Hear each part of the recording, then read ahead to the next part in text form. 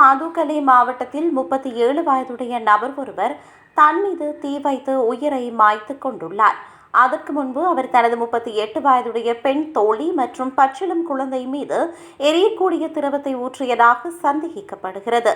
தாயும் அவரது கைகளில் இருந்த பச்சிளம் குழந்தையும் உடனடியாக பாதுகாக்கப்பட்டு மருத்துவமனையில் அனுமதிக்கப்பட்டனர்.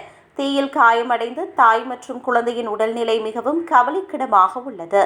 அவர்களின் உயிருக்கு ஆபத்து ஏற்பட்டுள்ளதாக மருத்துவ வட்டாரங்கள் தெரிவிக்கின்றன.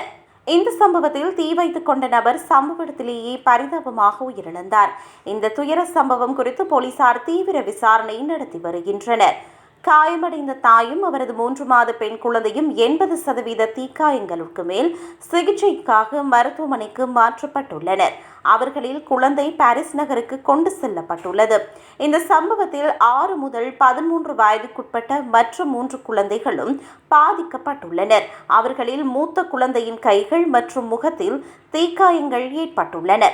இந்த கோர சம்பவம் அப்பகுதியில் பெரும் அதிர்ச்சியை ஏற்படுத்தியுள்ளது.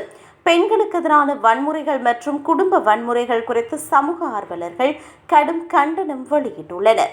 பாதிக்கப்பட்ட குழந்தைகளுக்கும் குடும்பத்தினருக்கும் உரிய உளவியல் மற்றும் மருத்துவ உதவிகள் வழங்கப்பட்டு வருகின்றன.